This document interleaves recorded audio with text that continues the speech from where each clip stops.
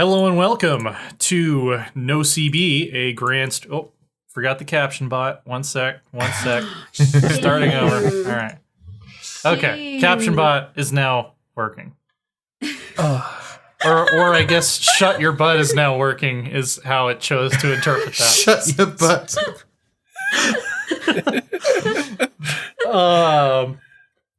Hello and welcome to NoCB, a grand strategy podcast. Take a seat, shut your butt. I am TJ Hafer, I'm your host. We have returning from journey to the edge of the world or something like that, Rose. Hello. We have, as usual, Lambert. Hello there. And we also have, as usual, Father Loris. Hello. Me. It got your name kind of right. That's kind of amazing. Okay. Nice. And apparently we're all muted. Are we? They can only hear you, TJ. Uh-oh. Well, that's probably a voice meter issue. That's probably a good thing, to be honest, for the quality of the podcast. Should we just start over? Yeah, probably. Welcome back to NoCB, a grand strategy podcast.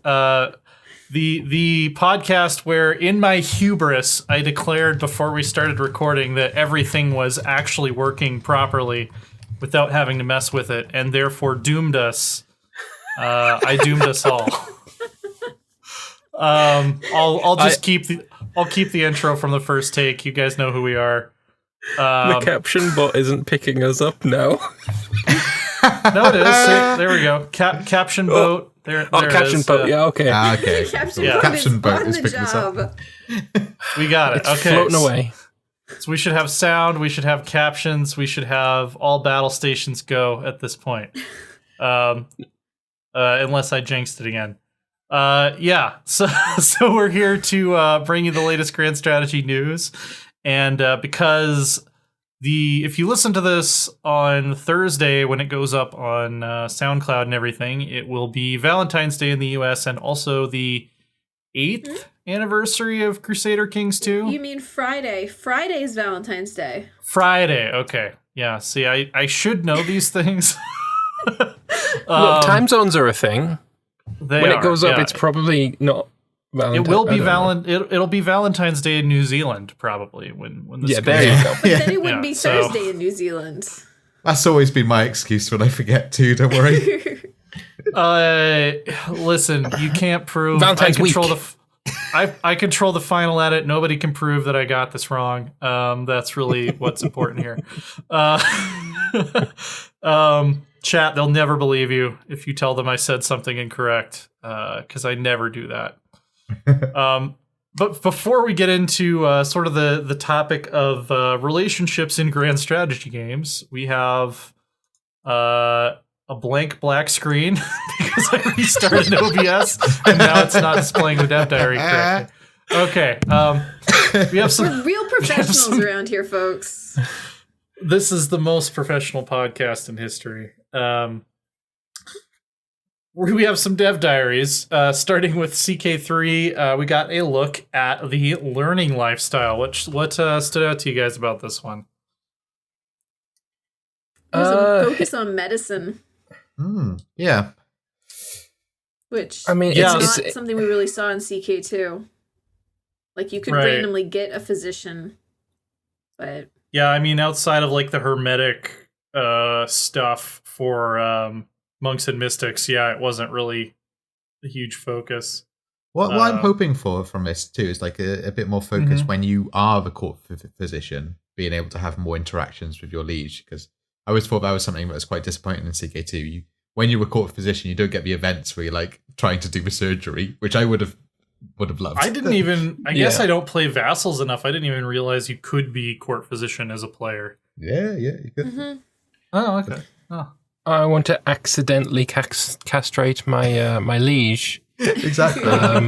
Because he's got a cough. And the source of your ailment clearly is precisely. Yeah, that would be great. If you could just choose to botch the treatment on purpose. Yeah. Yeah. And then it's like chance of being caught. Based on your intrigue skill, whether they think you were actually trying to do a good job or not. Yeah. Or maybe, your liege is ill and the spy master comes to you and is like, you know what? I could grease those palms if you accidentally chopped off his bollocks. I mean, plays like an idiot savant sure where you're so bad. Tools and give him an infection. If you're so bad at medicine and you try and botch it and you come out and it's just a miraculous recovery, he's just like, you've actually done the surgery really well. I mean, the tools would be really easy to fake because like nobody knew about sanitation or anything back then. So you'd just be like, "Hey, I didn't know. I didn't know that if I just except maybe you just around wash your hands. Yeah.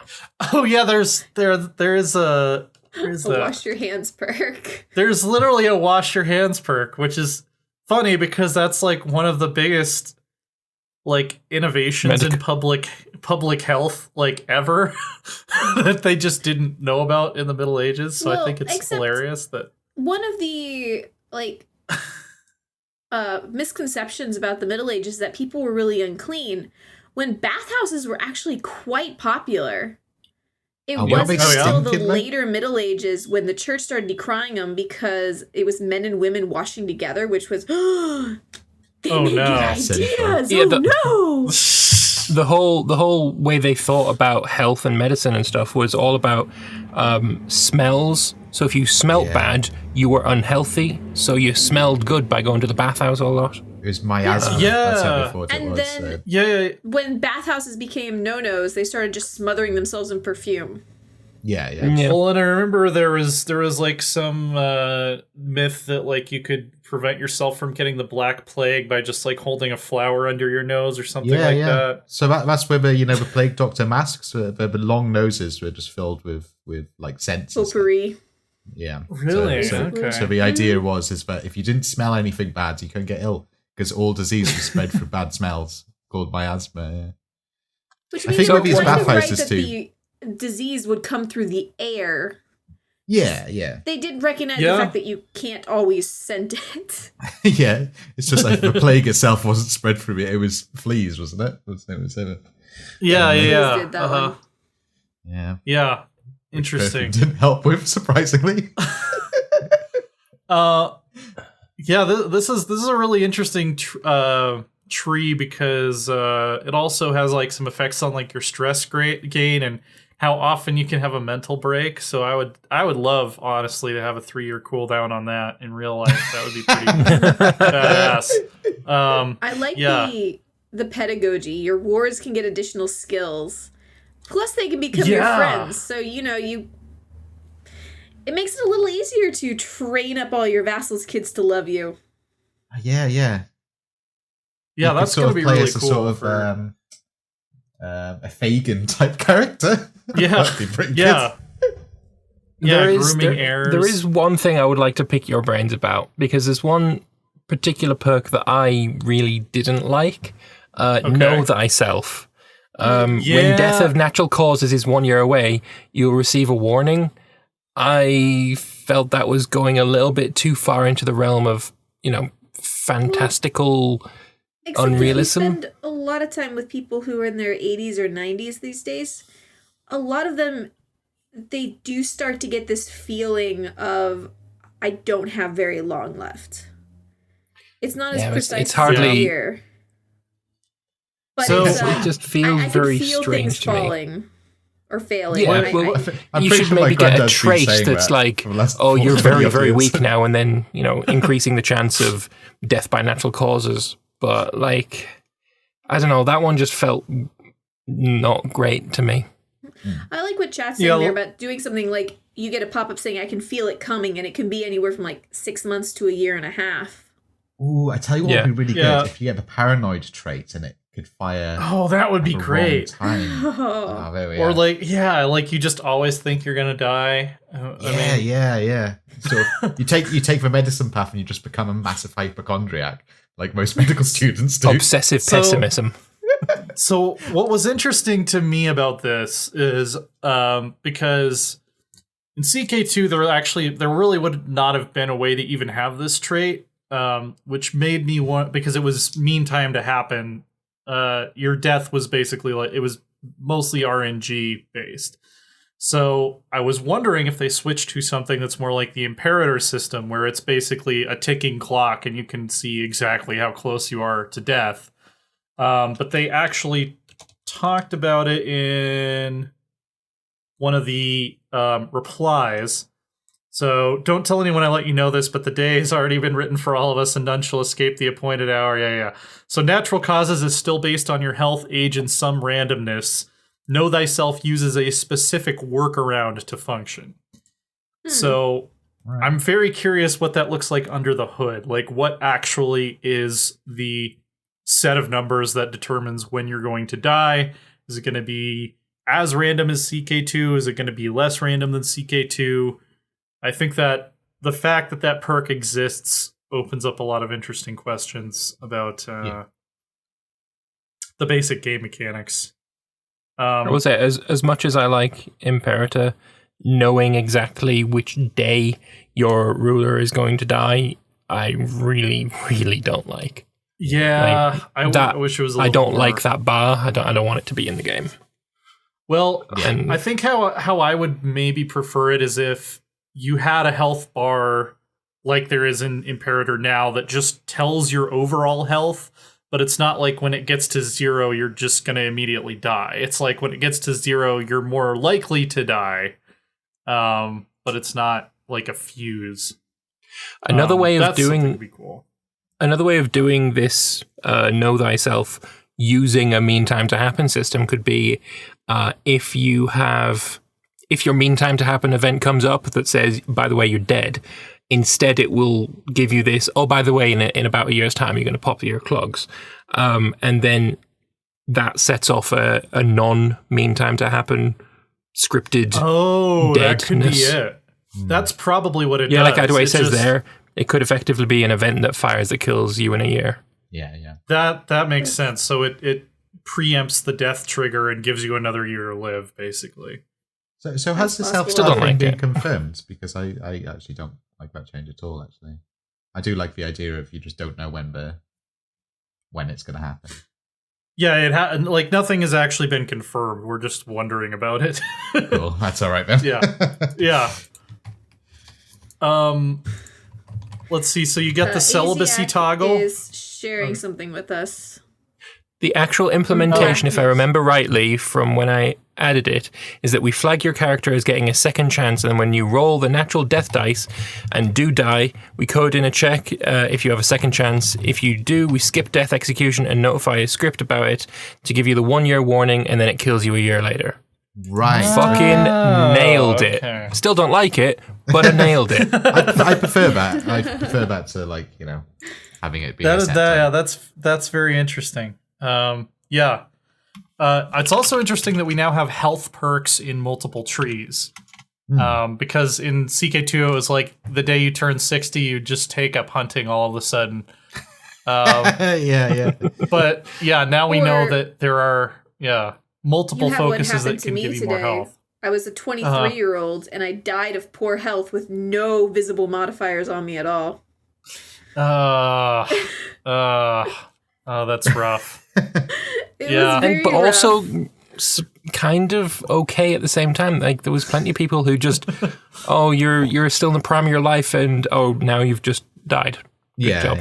Yeah. I mean, it wasn't even like it might feel awful as a player, but it was just a boop.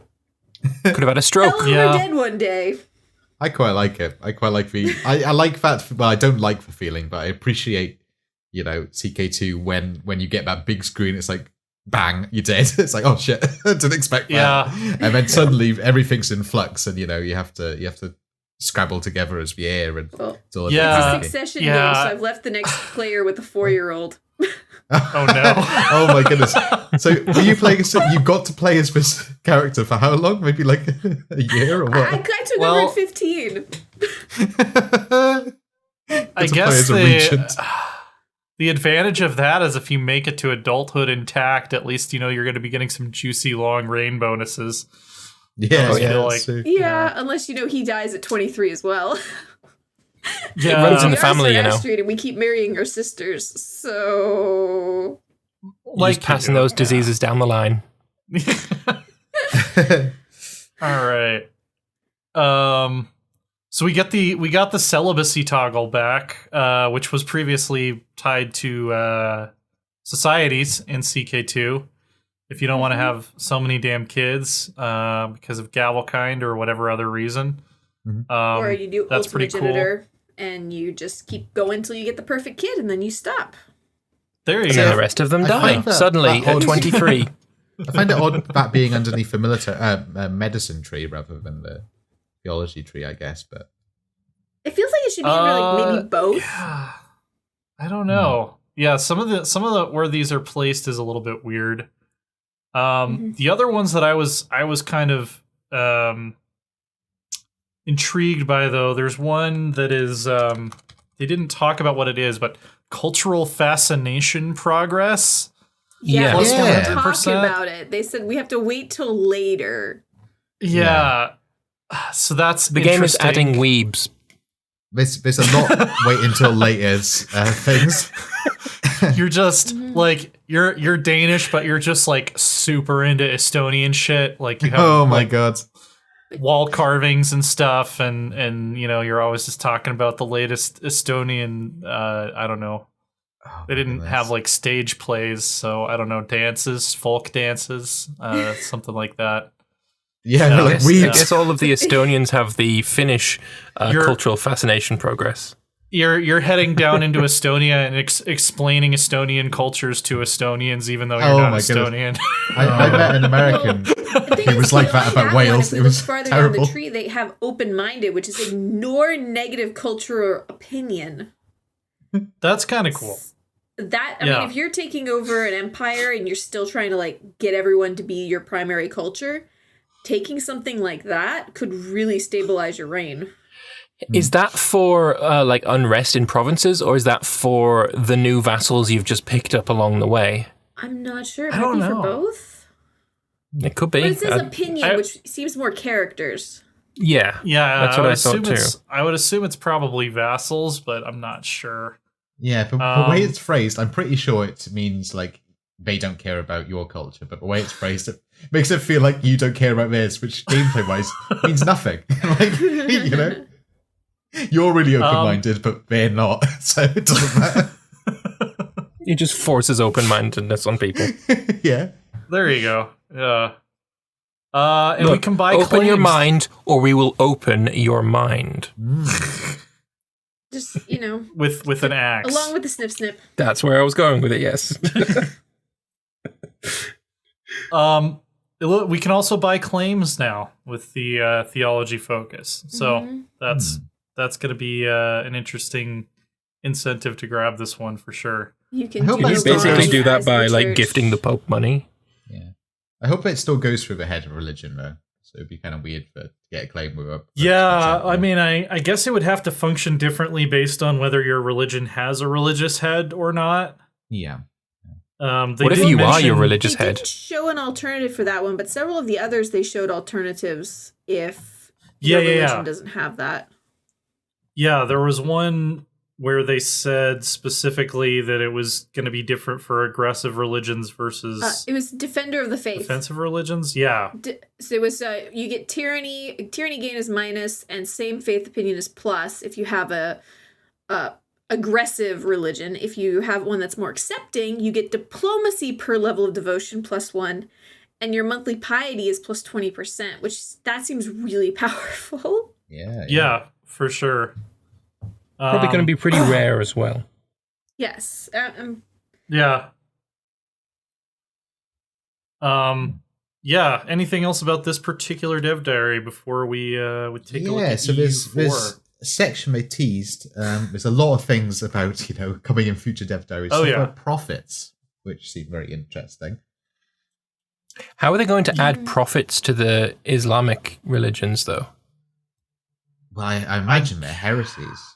I would have thought. Yeah, I mean, the religion system is flexible enough that I think you could probably proclaim yourself like, actually, the whole thing about Muhammad was slightly wrong. He wasn't quite the last one. the final prophet, what God actually meant there was the final second last. For that time. Final prophet of that century. Listen, I had a magic glass. I looked into a hat. Hear me out. Just hear me out here. The world is changing. You were in the shower and you found God. Yeah.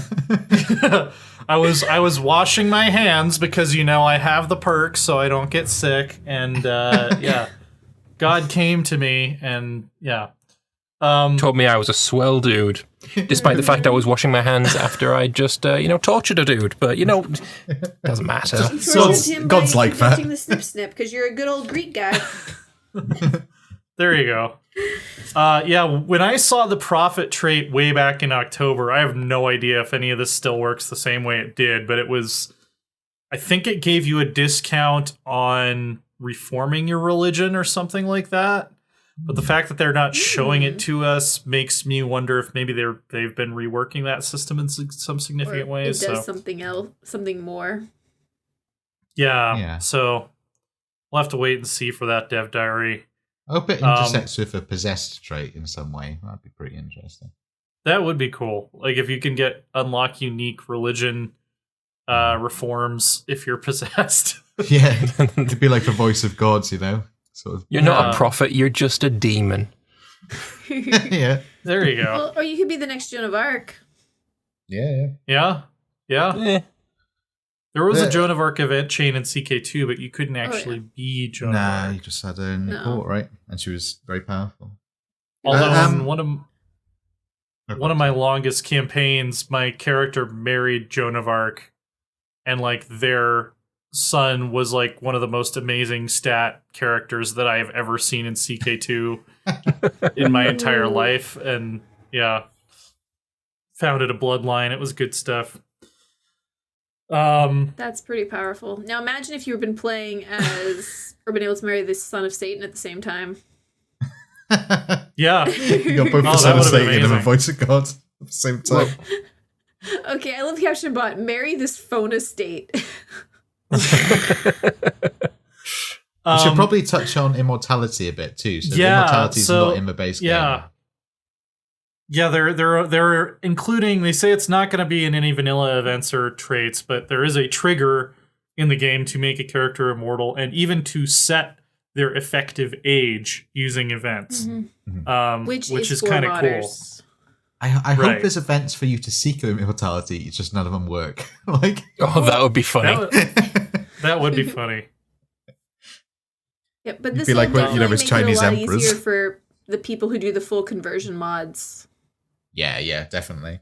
I kind of want to set the effective age at 200 and just see what happens. How old can these people look? No, you could make a lich trait that way, because just make them immortal, but then set their effective age to the highest possible age, so they just always look like the Crypt Keeper. Oh, gosh. And then you have a lich. Yeah. Then you don't even need to add new models. Depends how powerful this portrait system is. Do you model the skull and bones? Can we just put in age 500 and just get a skeleton? Yeah, that would be great. Just get Skeletor ruling your kingdom. Pretty good. Yeah, I want to see that. I want to see how crazy you can make it.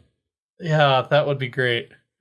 It's good that they're going putting things in for modders that they're not using themselves, but it's these modders will probably want to utilize these traits. So we'll just put it in there so they don't have to do hacky workarounds. That's good.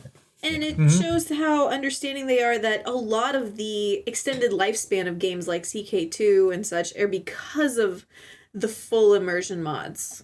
Yeah, absolutely. Yeah. Same goes for Hoi and EU, though I think it's more Hoi and CK than EU. Yeah, I think so.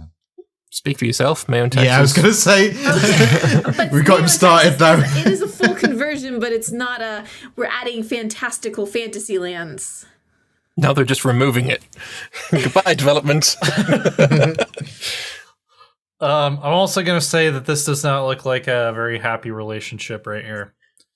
No. There might looks like be a very common issues. one, though. Yeah, it looks like all my relationships. It looks like he might find a knife in his back. Yeah. No, you know what? The thing is, she's probably not even angry. She was just probably caught in a picture at the wrong time. Don't worry about it. They're probably fine. The thing is, he's clueless because he's at +6, so he's like, yeah, whatever. Like, it's okay. So, yeah, it sounds a lot like my relationships. Doesn't realize that his wife is probably plotting to kill him. But I do like the fact that he's glowing, so maybe he has the prophet trait. Oh, I just love his face. Look at maybe. It's just like... maybe he has the prophet trait, and she's just sick of hearing about like all of his like theology bullshit that he's always. Yeah, she has the apostate trait. Yeah. Can you give the god shit a rest for a moment? Oh, that's why you left your muddy boots inside the door again, because God told you to. Yeah. Did God tell you not to do the washing up too? Yeah. No, we have slaves for that. Remember, you're supposed to wash your hands. You got me sick. Yeah. Anyway, let's go ahead and move on to EU4, which is a little bit of a smaller dev diary, but talks about how they are changing Defender of the Faith now to be something that you can actually claim it from somebody if you have a higher prestige, and also it levels up its bonuses based on how many countries are following your faith, which we were kind of talking on Twitter about how that's a little bit of a weird way to do it. It might be better to do it based on like number of true faith provinces owned by members of your religion. Yeah. But ideally, you want Defender of the Faith to become weaker over time, right? Because as time goes on, the title of Defender of the Faith became more and more just a load of old rubbish. I think Henry VIII was Defender of the Faith, for God's sake, and he just like split from Rome. So like the current Defender of the Faith is Elizabeth II. Yeah. It was so great. He pillaged all the monasteries. He was just really good at defending it. Yeah, the Queen of England is the current Defender of the Faith right now, today. It still exists. That title still exists. I did not know that was still a title. That's pretty funny. No, the Queen has it. Is, yeah. That's it. Is it acknowledged by Rome or like what? No, it's the Anglican. Protestant. Yeah. Oh, okay. So she's head of the religion. So technically, I think an Anglican, correct me if I'm wrong, Anglicanism, the Queen is essentially the Pope, right? She's like head of religion. I guess. But it's like no one actually believes that. But technically, that's how it is. Yeah, religion is not a major part of British lifestyle anymore. No, I don't think religion's a major part of Anglicanism, to be fair. Like, it's mainly flower arrangements. Supreme Governor of the Church of England and Defender of the Faith, to give the full title. Thank you, Adaway. So that's basically why I think like having, countries be the good signifier of that. Because as time goes by, things coagulate into larger states. And you want that Defender of the Faith to become weaker, right? Well, I guess that's sort of what's happening. Because, nations are coagulating, but the strength of Defender of the Faith is based on how many nations follow the faith. Yeah, so it is going to get weaker over time just as a process of that happening. Yeah, which means, with 50 plus countries, I'm not sure how many different nations there are in Europe at the beginning that are Catholic, but it feels like it'd start at tier 5. Oh, yeah, especially with like all the like HRE stuff, right? I mean, it technically should start at tier 5. That's and then it's not too long after the crusade that ended in Varna. Yeah, I mean that was technically a crusade. I also do kind of think it'll be interesting to see how much it incentivizes you to like use those new government reforms to get like CBs to release, Catholic nations in wars and stuff. That seems like that could be an interesting play style to take advantage of this. Mm-hmm. Like, you can do a challenge run where your goal is to be the Defender of the Faith and keep it at tier 5. I'll do one better. Your goal should be to be Defender of the Faith and to have the maximum possible number of released tags of your religion on the map. It's a instead of one tag world conquest, most possible tags one faith world conquest. Yeah. One thing I do want to point out, though, with this map, the one where they're showing the Ottomans, if you look closely, the Ottomans have a red border around their nation. Mm-hmm. And now, is that because they're hovering over, Ottomans is the defender of the Sunni faith, and it's, highlighting the Ottomans on the map? Oh, yeah. I think probably yes. Yeah. But adding that is really nice. Yeah. I didn't know. I mean, it could also be that the border color for the Ottomans has been changed to red. Oh, I doubt it. I definitely think it would be disgusting, but it would also make sense because of the flag and what colors they wore. But yeah, I think they've added more highlight triggers, so I'm quite happy with that. Yeah, definitely. Very good. Mm-hmm. This is a completely unrealistic screenshot, though, because the Timurids actually survived. So I know this is fake. It's also incredibly unrealistic because they're at 100 piety and they haven't gotten rid of 2 corruption. Yeah, that might be that they went ahead and cheated to give themselves that much. Yeah. The fact that it's 1544, the 11th of November, certainly makes it feel that way. Yeah. Which exactly 100 years in. Right. The other thing is we're getting a "Come at Me, Bro" button for Rebels. Yes, which I've been longing for. It's going to be really nice. I'll be popping that all the time because I'm just so impatient when it comes to Rebels. It's always hopping around 90%. My army stood on a province where we're going to pop. It's like, come on now. I got other things to do. Go on, Rebels. Yep. Let's just get this over with, please. You know you're going to lose. Yeah.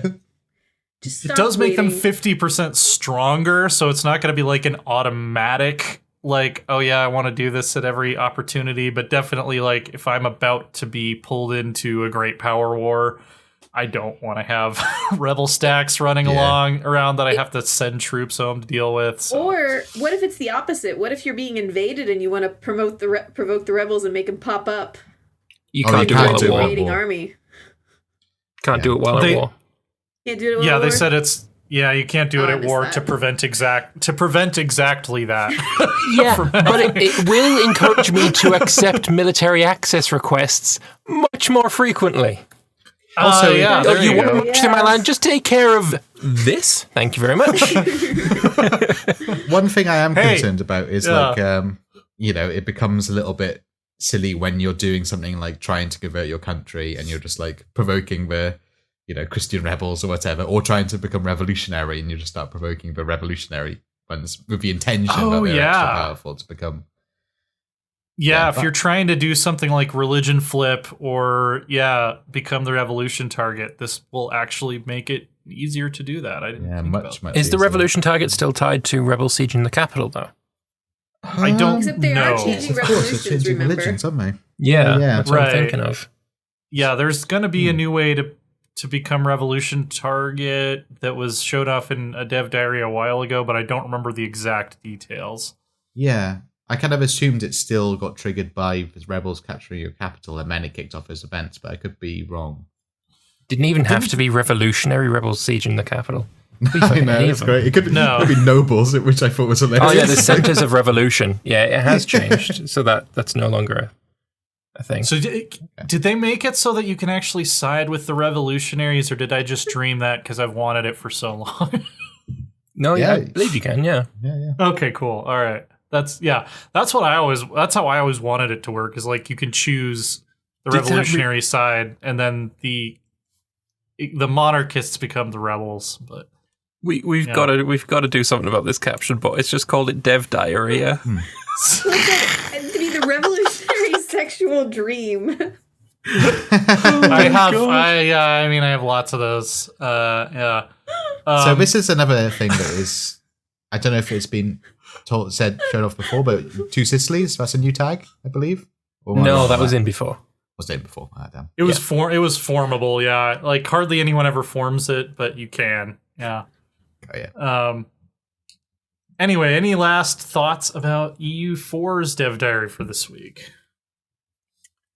No, I'm quite happy. I do quite like the comment. The first comment under the dev diary was a suggestion on how to do Defender of the Faith. And it was all about the more you actually try to, fight the enemies of your faith, defend the faith, is how much bonus you would get. Like that's kind of cool. How about measuring defenders of the faith by actual job performance? I did quite like that suggestion, and judging by the amount of agrees on that post, it's got more than the dev diary itself. It seems that quite a lot of people also agree. I'm one of those 6 disagrees because I prefer this system. Thinking about it, I'd like for Defender of the Faith to become more and more meaningless as time goes by. Very powerful at the start of the game. And if it's based on performance like that, it doesn't become a sort of silly little title that people have by the time that revolutions are starting. What you don't want to have, I think, is a situation where you've got the French Revolution happening and the Defender of the Faith is France. And that's a really powerful thing that they have or something, because that would be ludicrous, That's my opinion, anyway. Yeah, I guess. Yeah, I like the idea that you have to keep doing stuff in order to get any benefit from it. Yeah. Yeah.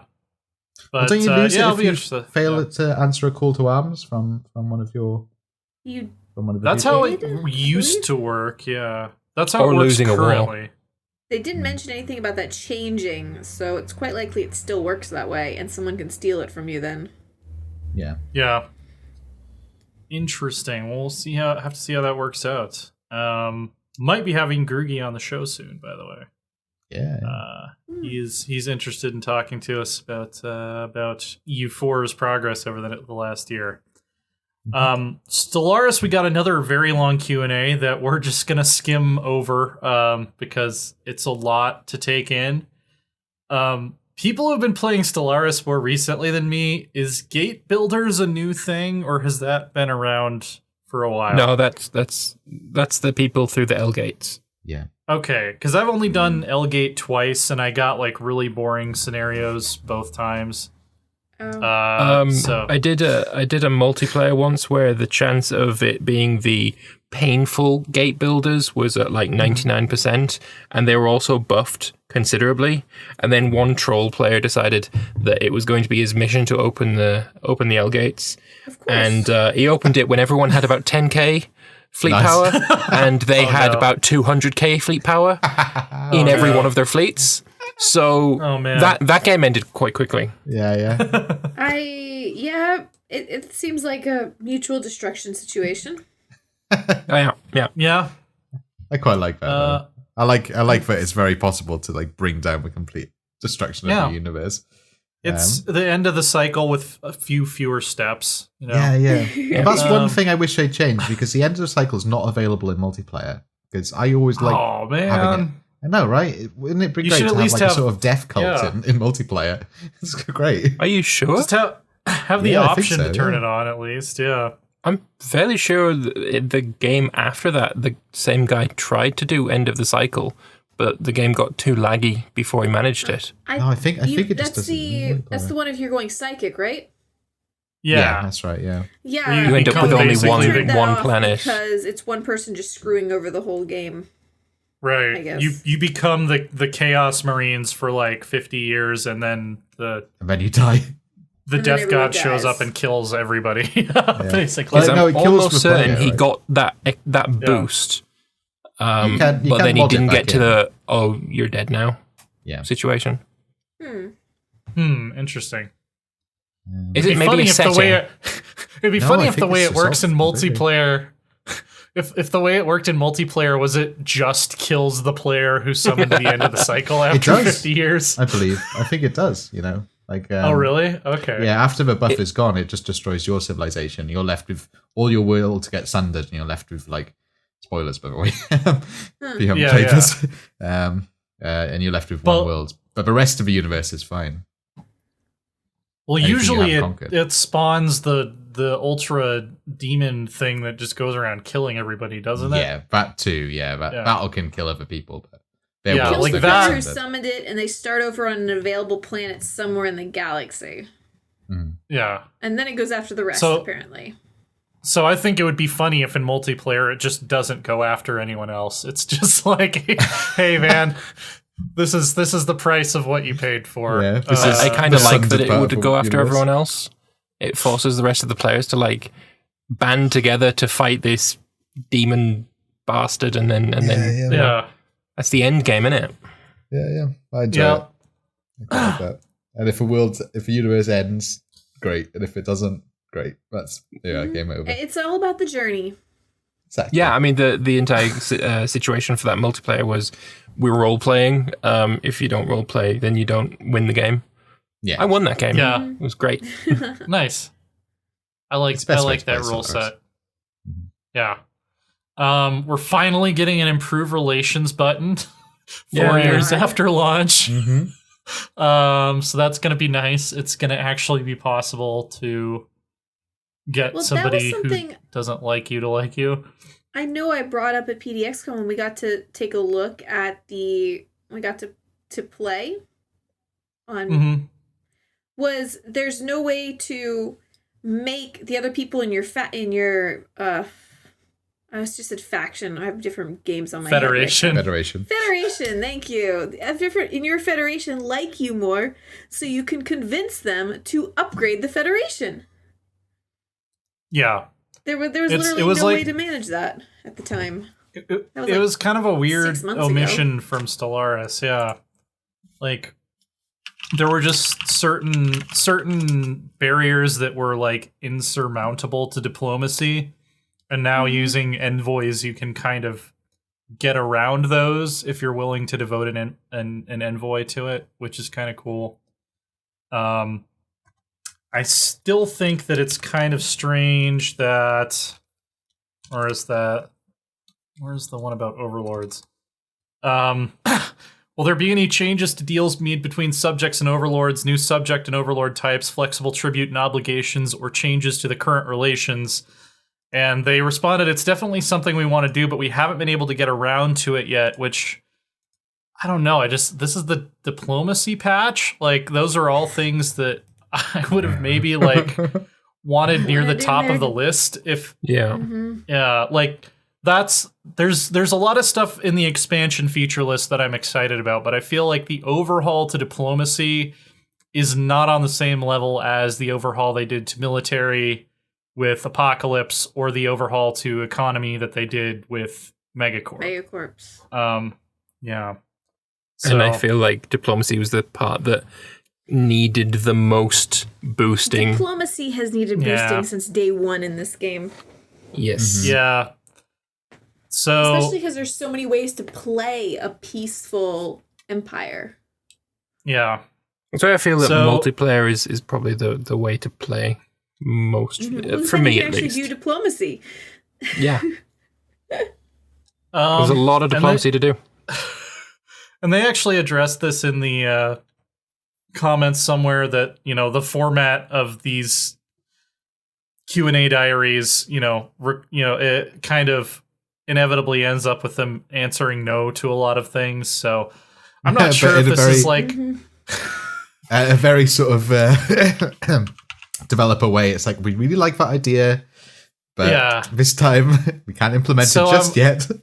Well, they do say no 25 times in the dev diary. Well, you have to, right?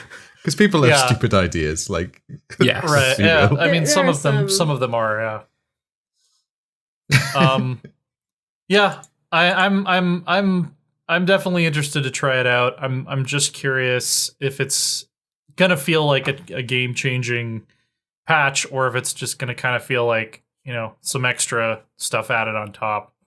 Well, there's this one. Will there be a time when AI empires are willing to trade away systems? No.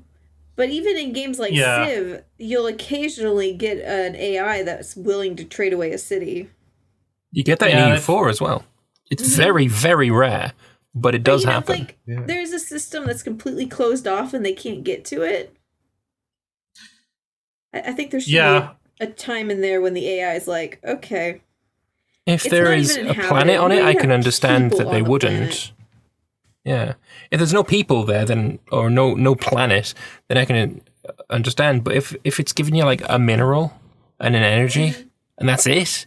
Just fucking give me it. I want my clean waters. Because it says systems, not planets. So you're right. I guess they've had issues with the AI undervaluing how much systems are actually worth. So I don't know. That might be. I appreciate that they kept it in the game though, because maybe some of the developers like go, oh, if it's not available in single player, we're gonna remove it entirely. But I appreciate them having some form of system. No, I always end up trading provinces and stuff in multiplayer just to have nicer borders. Same here. Yeah, if you have that one province that's like not part of a state in EU4 that you have control of, you're like, just take it. I don't want to turn this one province into a state. Any last thoughts on the Stellaris dev diary? It's a lot of words. It is a lot of words. It's a lot of words. Yeah. Let's see. Let's see exactly. I prefer the traditional dev diaries, personally. Yeah. Not that I don't like Q&As, but I think I prefer developer insights more than Q&As. Let's do a word count here. Okay, so this dev diary is about 4,189 words. So that's quite a lot. That's a lot of words. It's not as much as Gruggy's dev diary. That was an actual dev diary as well. I mean, this is a dev diary, but like half of the words are someone else's words that they're questions. So true, yeah. Mm-hmm. Anyway, like I appreciate these kind of dev diaries or these Q&As, but I'd prefer the standard dev diary format. Yeah, I appreciate they've done them. I don't like. They've dipped their toes into it, but it's easier to read and process the information when it's grouped very well in a dev diary. It's all over the place, which it kind of needs to be, but it does make it hard to process all of the information. Yeah. Well, and I respect the fact that they're still doing, like, they still want to, they don't want to go silent. They still want to have like dialogue going on about what's going on with development, even though the planned dev diaries have kind of ended and they've decided that they need, more time to work on the patch and the expansion. And, they want to keep some level of dialogue going while they continue to work on it. So yeah, I definitely respect that. I would just like to see a sort of rundown of certain, options. For example, there's a bit in this dev diary about like the stances, but I would like to know what all those stances are, so I can start thinking about what sort of empires I can build in this new DLC. Because a stance dev diary would be pretty nice. Oh, it'd be great. I remember them being mentioned, but as far as I know, maybe someone in chat would know, but I don't think they've ever just showed us what all the stances do yet. No. So, we got to see one of them in this dev diary, which is the supremacy one. Mm-hmm. Oddly kind of similar to the hegemony mechanic they're adding in EU4, where it's like it gives you a opinion penalty with anyone else who is using the same stance, because there can be only one. But should give you an opinion penalty with everyone, because it's not just other supremacists that are not going to like you. It's going to be literally every other fucking person as well. Plus, it's very powerful, right? Obviously, the number's not final, but plus 20% naval capacity. Maybe your empire is just, they're okay kissing up. They're like, hey, you guys are the greatest civilization in the galaxy. Whatever, we're over here doing our own thing. As long as you don't try to conquer our worlds or whatever, we'll send you a card on Boss's Day or whatever, and it'll be fine. Okay, so it won't affect the opinion. Diary. No, it says expansionist, isolationist, cooperative, belligerent, supremacist. Mm-hmm. So maybe supremacist opinion penalty won't affect the opinion of people with the "it's chill, dude" stance. Mm. But for everyone else, then they should hate it. Yeah. Yeah. So expansionist not about 2 weeks gives before you we started this podcast. So. Yeah. So expansionist gives go. you quality development speeds, but increased border friction. Isolationist gives you increased administrative capacity and unity, but your diplomatic weight is destroyed. Plus, you get you can brainwash your people a bit better. Apparently, if you're boring with looking, go proper North Korea, I guess. Cooperative. Go ahead. Diplomatic weight. You can improve relations faster, and border friction is lower. Belligerent. War exhaustion gain is lower. Naval capacity is higher. You can claim more. And supremacist is the same as what's shown on the dev diary. Yeah. Okay. Yeah, as I'm sure everyone is aware, November was like 35 years ago, so that's what it feels like anyway. So,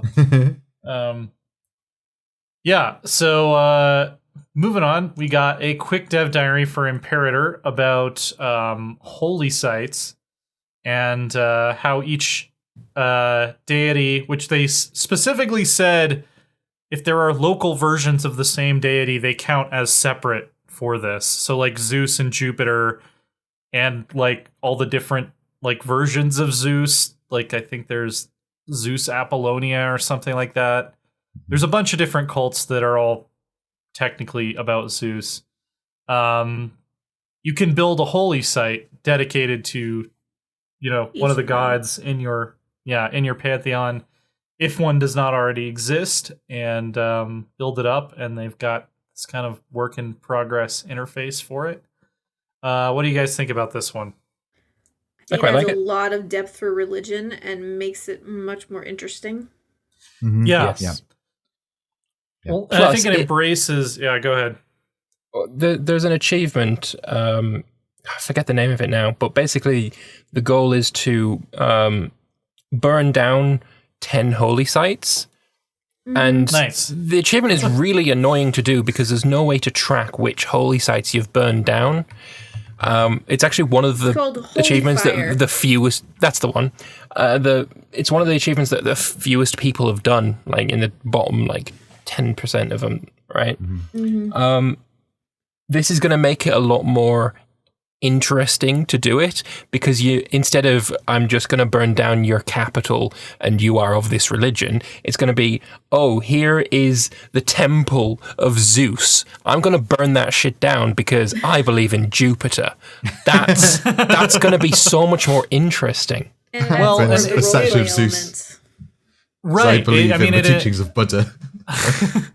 Well, it embraces kind of more along the lines of how religious practice was organized in this era compared to something like EU4 or CK2, where these big centers of religion and these local cults, we've talked about it on the show before, were a lot more important than any sort of overarching, that you wouldn't have a defender of the faith in the classical era.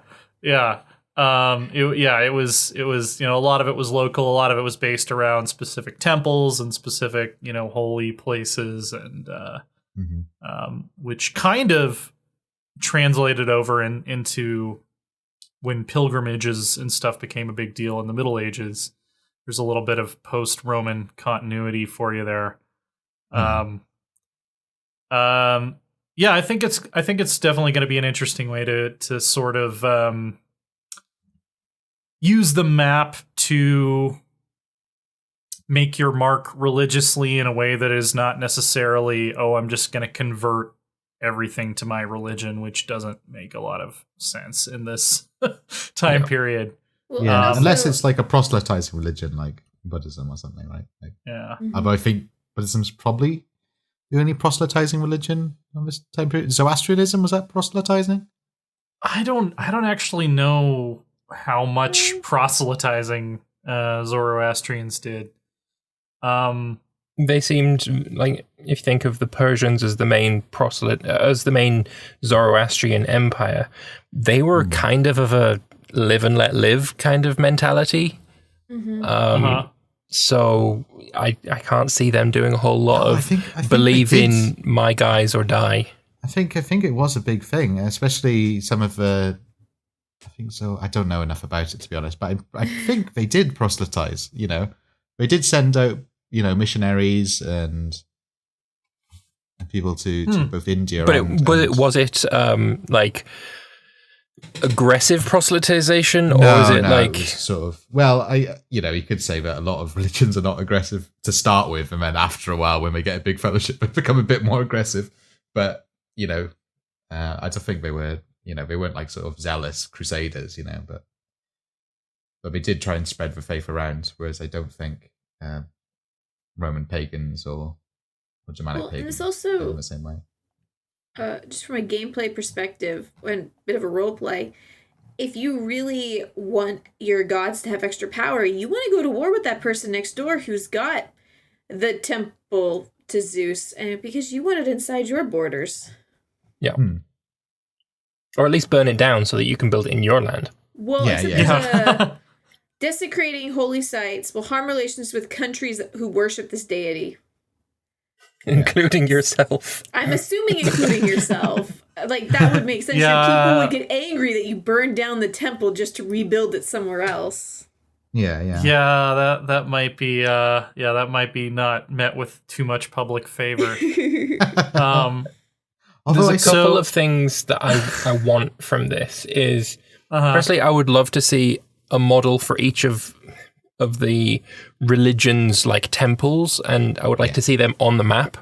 Like, you don't need to have individual temples that look different for each individual god, but there can be a Hellenic temple and a Zoroastrian temple, this kind of thing, that would be on the map for each of the There's the flame things. effects now for the Zoroastrian temple. There we are. You can reuse assets. So I would love to see that, and I think this could kind of really be expanded and deepened as well. Like, if you are at war, say, we'll take Sparta and Athens as longtime rivals.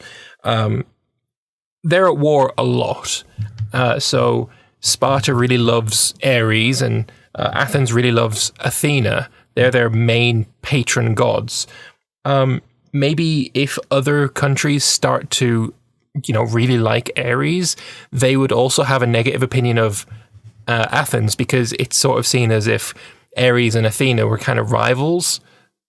I think maybe that could be a part of it. I don't know how historical it is, but that sort of seems fitting. Like, you can affect the way that religions interact with each other through your actions. Like, that would be pretty cool. The other interesting thing they mentioned is that while religions like Judaism are going to work slightly differently, they also said that to actually do monotheism justice, they'd need a whole new system. So there's probably not going to be an extremely in-depth modeling of how religions like Zoroastrianism, Judaism, and Buddhism differed from kind of this general classical Mediterranean model. Yeah. So I imagine they will still be represented as monotheists, but we might have to wait a little bit longer to actually get really flavorful thematic mechanics for those religions. I mean, it's understandable. But it's disappointing for me. It's the most interesting thing for me at this time period is the I mean, I imagine. I mean, it'll probably be something along the lines of Judaism now has blessing of Abraham and all these ones based on different biblical figures, and you'll probably only be able to select those. If you're playing as a Jewish nation, you won't be able to adopt any cults of any foreign religions. You're not I could see that. Monophysitic DLC. Yeah. That's Krista said. I am definitely looking forward to Christianity. Come on, extend the timeline. I want to see Christianity. Extend the timeline. Extend it. Extend it. I must be one of the rare people who doesn't care to see that. Oh, I love it. It's my favorite. I just don't care about Roman history apart from a point where it's all falling apart. Around the map weird, so. Says you with your WA. We can get into this if you like. I agree with Val here. I want to crucify Jesus. That's my goal. Poll to chat. It's like I don't care what chat says. They're wrong if they agree with you. I need my imperial era. You can't make it. Don't you know that? Yeah. I forgot we don't have affiliate yet, but I was gonna see if we could get people to give bits to say whether they agree with Imperial DLC or not. Yeah. I will. We actually need to come up with some side streams because we have to stream 7 times in the same 30-day period. That's the only affiliate thing we haven't met yet. So I don't know. Maybe we'll have a NoCB multiplayer stream, on an off day or something at some point. I will say about, extending the timeline. Yeah. With Christianity, it had a very specific set of circumstances for it to pop up at all. What if Rome, if you're not playing as Rome probably isn't going to own Palestine. If Rome doesn't own Palestine, say Judea grows and thrives. How are you going to model Christianity popping up? I mean, you just can't. I mean, I would probably have it that certain mystery cults would arise at certain times, and one of them could become the same way that you can have multiple nations in EU4 become the revolution target. It doesn't always have to be France. I would maybe pick a specific cult that is going to become the... I don't know. I wouldn't want to call it the Christianity target, but the I don't know. The new ascendant religion target or whatever. Yeah, you just need a sort of a martyr, right? Right, exactly. And some guy would preach and then he'd get killed, and then a lot of people would be like, "Hey." Although I think the caveat of it being monotheistic is probably. Because I think that's probably most interesting. Valor Gain in chat pointed out Mithras, which I've read a very interesting paper. The upshot of which was that if Christianity had not existed, Europe would have become Mithraic, because it was kind of the second most likely mystery cult to arise to a high level of political prominence among the elites. Yeah. That would be an interesting way to do it. Is that something? The Miaphysites are a sect of Christianity that. So Monophysites believe that the entity. I'm going to get all of this theology wrong. The entity of Christ was one body, and then the Miaphysites believe that he was of one will. I think that's correct. There was a lot of argument going on. I remember years and years ago, I got really into this. I used to know all this. There's so many petty little things that cause so much disagreements. It's is he one being? Is he two beings? It's like, oh man. It's like, well, they really fell out about that. Yeah, and then it's like, well, they didn't put that in the book, so maybe we shouldn't be that worried about it. It's kind of all I know of this. All I know of the Miaphysites is there is you have to try and merge the Miaphysites and the Orthodox faiths again if you're playing Mayon Taxes as the Byzantines, and it's pretty good if you can do that. Okay. It's very difficult to do as well. What's this upper vote? What are you doing here? God damn it. Scroll wheel, click and drag, and that's it. That's all you're getting. We have an actual poll in chat here. There you go. What have you done? With Minimap, do you use the edge of the map, WASD, combine 2 or more, or Lambert's favorite, scroll wheel and drag? Middle mouse click and drag is the only way to move around the map. Also, for Imperator specifically, it's the only one that doesn't have the stuttering issue. So, haha. I'm a WASD man. I like the WASD. I don't want anyone putting hotkeys on my WAS or D keys. I want to use those to move the map. I'm definitely an edge scrolling man. The chat is with me. The chat is with me. Yes. No, it's edge of a map. I don't want to play. I don't want to use Rose, 2 hands. Go eat some fertilizer, because chat is with me. We haven't seen the poll yet. How it comes in. Yeah. It's just a very vocal minority. Of course, if you're watching us on SoundCloud or something, we'll put the poll up on Twitter. So if you go to our only way, chat, stop being against me now. You can vote. The proper way of playing Imperator is playing it in a Shea Lounge chair with grapes in one hand and using the edge of a map to scroll with one hand it's on your using mouse. The slave that you own to move it for you. Be sure to move left, stop. Yes. Click the units. More grapes. More grapes. More wine. Be sure to leave a comment wherever you're listening to this about how you like to move the map in strategy games. Or go to our do you Twitter like to do and it? leave a comment? Or Do you like to do it the correct way with WASD, or do you like to do it some weird click way? and drag? Is it what's your favorite Paradox game again? It's CK2, isn't it? Yeah. How exactly do you move the mouse in there? How do you move the map in that game? Well, Because it ain't just WASD. No, It's not, which but I always wish drives me it was. bonkers every time But you're wrong. And one of the best things I know is coming to CK3 is the fact that they're going to add WASD movement. I hate it. Yeah. See, I Yes, use I my like vassals to move a map for me. I like hotkeys. I just don't want them on those 4 keys. There's lots of other keys that I can Those use for my keys hotkeys. are map modes.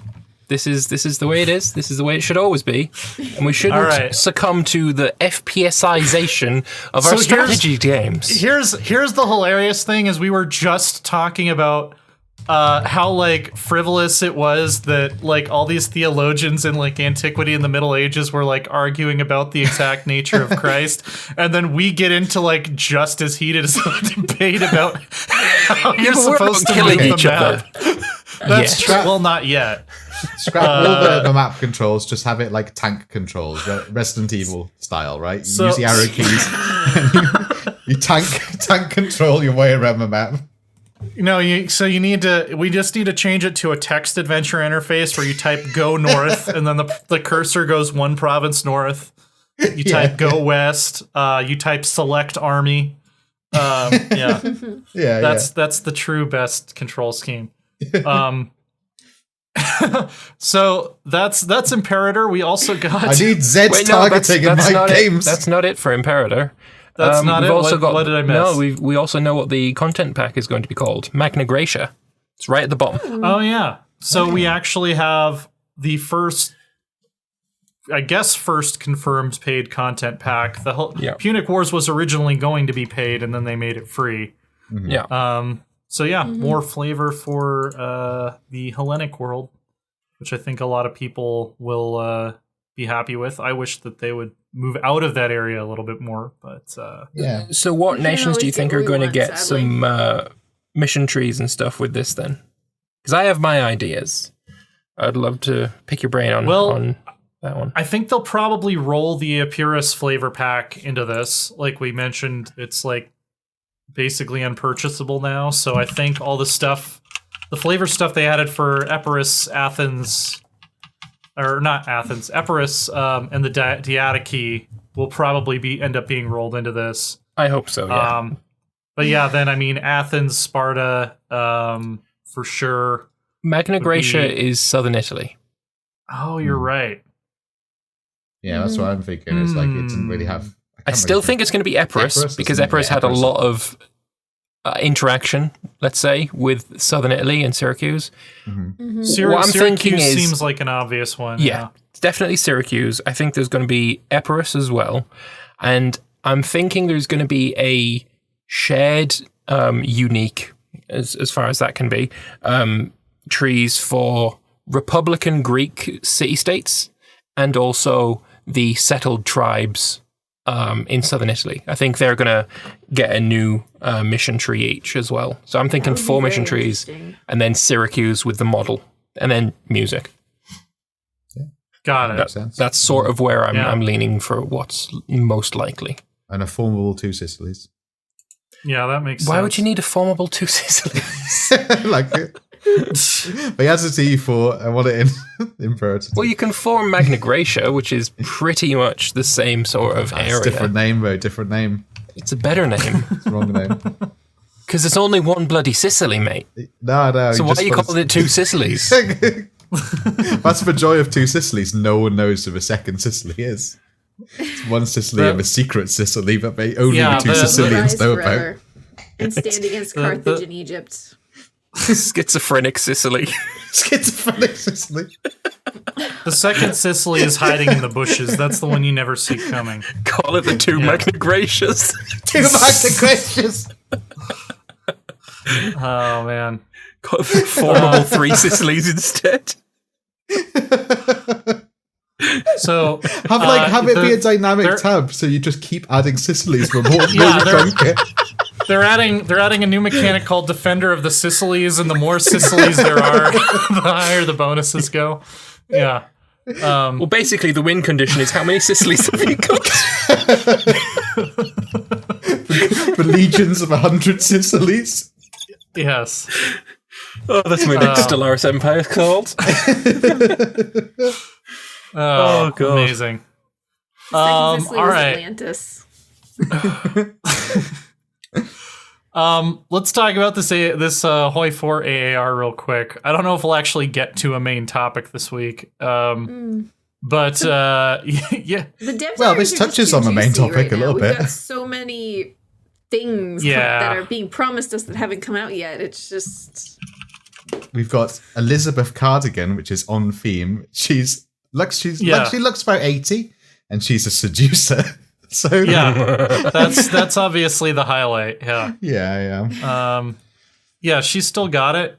I mean, that's not unknown for England. I mean, you guys have Helen Mirren. You know, she's older, and I think she could still probably pull off delicate spy operations without much trouble.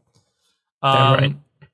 But yeah, he went through like what playing as the spy master is like in a few different steps, and how it helps you, the kind of ways you can react to the information you get. Anything in particular besides the sexy grandma that stood out to you guys? So the thing I was thinking about is like, so since you can only get one spy master for your faction, if you like, you can basically give yourself a bonus on naval invasions. Now, does that apply for like every member of your faction? Because it'd be kind of silly if, like, you know, you're playing as Britain and you've got D-Day and you've got all your American allies like on the beaches of Normandy. Yeah, and you crack the codes, but you don't share it with the Americans. Like, it's got. I've got to imagine, because otherwise it's like all the British landing craft are showing up like a day earlier than everyone else. Like getting shot, and then everyone else shows up. They're like, oh, well, yeah, maybe we should have coordinated that better. Exactly. So you land in like Normandy, and all the Canadians are like landing in Sweden. It's like, yeah, exactly. It's got to apply to your entire faction. I don't think that'd be a major oversight if it wasn't. And now they know, so it will be. Right. I guess they chose the correct nation to play. That's pretty much Yeah. Well, I think this will like make the brunt of the British gameplay now, right? Is basically you're doing what the British did in the war, pretty much, just like doing British intelligence stuff, British intelligence services and stuff, and supporting the French resistance as well. Yeah. Yep, it's triggering uprisings in Yugoslavia. I'm a fan of triggering uprisings. It's always a lot of fun. Unless you're on the receiving end of it. I just hope Alan Turing makes an appearance, because man, what a legend! Yeah, what a guy. Yeah, they should name have they got an achievement named after him? I believe it's an achievement, but I hope it's like an. We saw the achievements last week, didn't we? Yeah, but they haven't confirmed that he's actually in the game. So I would like to see him. Alan Turing is confirmed. Brilliant. Nice one. Fantastic. Good stuff. Nice. Awesome. Excellent. So because these brilliant. Cool. Because these dev diaries were so juicy, we used up a lot of the time that we were going to use to talk about relationships and grand strategy games in honor of CK2's anniversary and Valentine's Day this week. But to kind of compress that down, I just want to hear what is like the most like interesting or disastrous or dramatic relationship that you guys have ever encountered in a grand strategy game. Ooh, that's a tough one. That's a very tough one. I mean, CK2 is basically a generator for this kind of thing. Yeah, so there's so many, especially playing like modded, like one. playing Game of Thrones, just seeing Cersei marry like Jon Snow or something. It's like a little bit weird. I mean, if we're opening up to mods, I had a quite interesting one playing Geheimnisnacht. So I was the count. Have you got it too? You got one? Yeah. I was the Elector Count of what is it? It's Stirland, is it? No. The one where Nuln is the capital. Oh, forget what I think it is. It might be. No, Stirland, it's not. Stirland is the one with the hobbits. Okay. I forget it anyway, but it doesn't matter. So I owned Nuln. I decided I wanted to stay quite small. My own personal holdings were just going to be Nuln and the surrounding little clump of provinces. And this was like my third or fourth character. And I married the Countess of Marienburg. And so I was thinking, you know what? I'm going to put my dynasty over in Marienburg. 2 Elector counts with my dynasty would be pretty damn cool. But then it kind of turned out that my wife secretly loved another, and that other was Slanesh. And so she ended up torturing our son to death. And then sacrificed me to her god, and game overed me. So, cheers, love. What about by the way, for all those people? What about seething and like listening? What about in the game, though?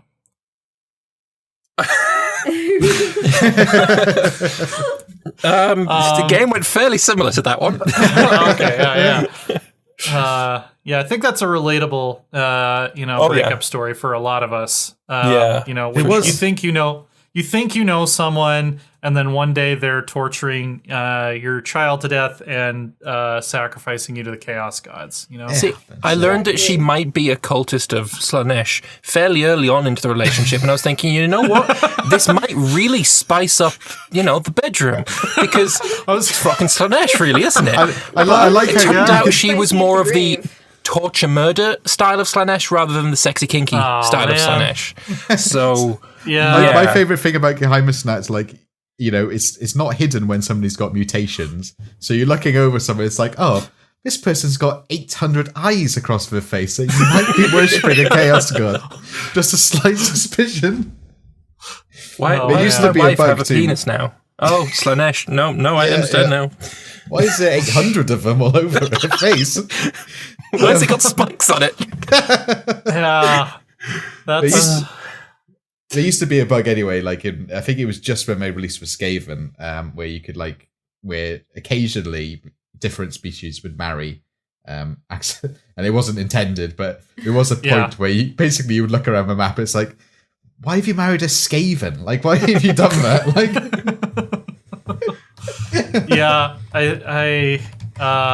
I think my favorite recent one that I can remember is when I figured out the system in CK2 where I could basically pay like extremely attractive women to come to my court, and then I could seduce them and make them my lovers and then marry them off to people that I wanted to kill. So I had this like network of Black Widows that were just kind of spread across Europe, and they would always have great stats. So if Count Gerhard or whatever, I don't need to get rid of him. He's like, oh yes, I would love to marry. This isn't suspicious at all that you're sending this like beautiful, intelligent, deceitful woman to marry me. Yeah. So that was probably my. Yeah. Sorry, go on, continue there. Oh no, that I was just gonna say that's probably my favorite like relationship related story in a Paradox game recently. The funny thing is with that is that's sort of the intended gameplay loop if you play as Lamia in the Geheimnisnacht mod. Yeah, it's pretty much spot on. Really so you should definitely give it a try. Yeah. You basically don't expand anywhere, but you basically infiltrate courts with your sexy vampires, pretty much. That's amazing. I love that play style. Go on, Rose, did you have a favorite? Like inviting all the women to the court. And then you just seduce them and you don't marry them to anybody because then you just have lots of children and you don't have to worry about your dynasty dying out. Yeah, but Gavelkind's a thing. Oh, but see, if you're not playing Gavelkind, and you can always just leave them as bastards. And then pick the best one. Yeah. It's good to have a good stable of talented bastards lying around. Which the best sort of relationship gameplay is when you're gay, though. That's the best. So especially if you can manage to like get a really high profile lover, like the Pope, for example. That's always the best. I really like that. Yeah. You've heard of Battle Pope. Now get ready for Gay Pope. Well, my game today, since we're playing Zoroastrian, and one of our challenges in the Succession game is we're only allowed to marry or make concubines people of our own dynasty. So every interesting. He had every single female that was in his family that was capable of actually having children was his lover. And he had 2 boys. One of them died. He was a sickly inbred.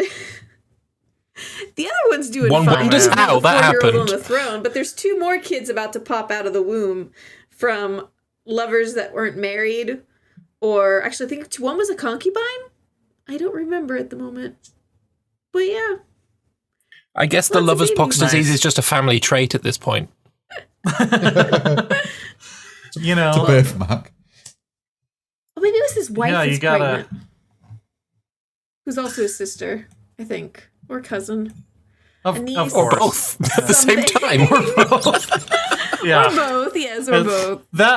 That many generations into Zoroastrianism, all of your siblings are already like your first, second, and third cousins at that point. So yeah. So happy Valentine's Day. Whether that be whether you're out to marry all of your fertile relatives, to your other fertile relatives, sacrifice your children to a chaos god, have a gay affair with the Pope, whatever Francis, you're into. My goodness, he's got some smooth moves, let me tell you. Pope is Innocentius the Third, though. Jesus. Oh yeah, man. My goodness. He ain't so Innocentius. No. It was a very ironic papal name, actually. Before we get out of here, so going to hell. Don't worry, we'll all be there to keep you company. The entire Crusader Kings community. Yeah, we all know where we're going. Come on, let's be real. Oh yeah.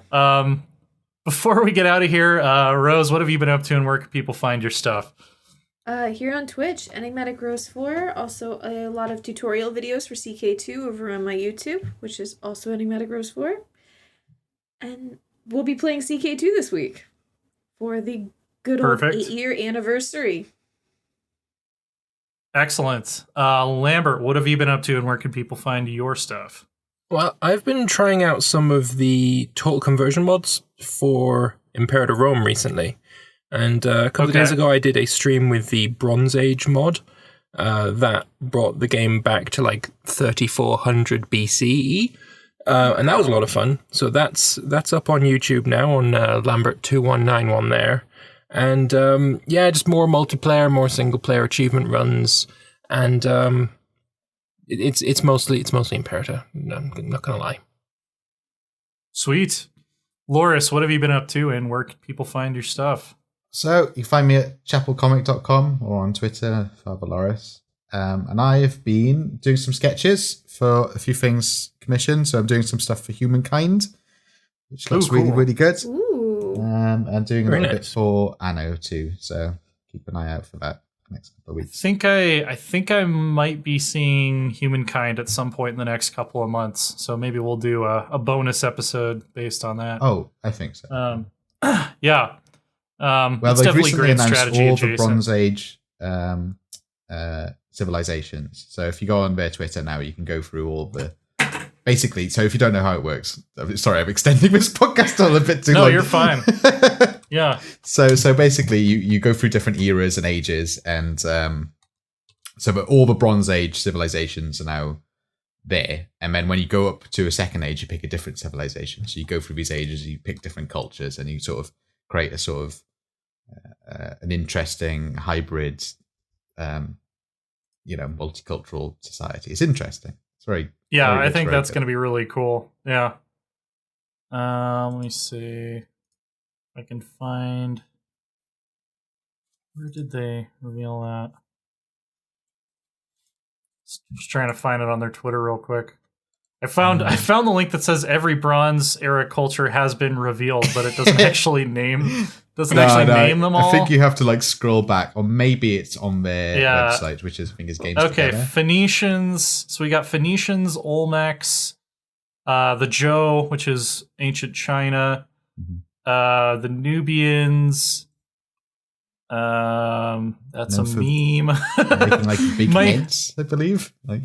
Mycenaean Greeks, the Hittites, who are one of my favorite ancient civilizations, the Harappans, which is basically the Indus Valley culture that we don't know a lot about, Egypt, Babylon, and the Assyrians. I think that's it. You know a lot about Indus Valley. I mean, they were abducted by aliens, I believe. Saw it on History Channel. Yeah, well, that's the thing. I guess we know some things about them. We don't know what happened to them. It's aliens. They got abducted. Yeah. That's okay. That's what happened. Yeah. Fair enough. Yeah. There was they were under observation by a fallen empire or something. And, that's it. Yeah. Spot came down and we broke the carried off to the zoo or whatever it is. The xenophiles always want you to just give them thousands of your citizens to go live in a zoo. Anyway, I'm AsaTJ on Twitter. That's ASATJ. You can read my review of Warcraft 3 Reforged on IGN, or don't. A lot of people are mad that I didn't give it a 0, which is what the Metacritic user score is for it currently. Oh my goodness, I don't understand that sort of thing. I've never played Warcraft at all, so I'm not mad. Warcraft 3 is great. So the recent Warcraft 3 is amazing. Warcraft 3 is a good story, good gameplay. Yeah. It's, TJ, bow to public pressure already, will you?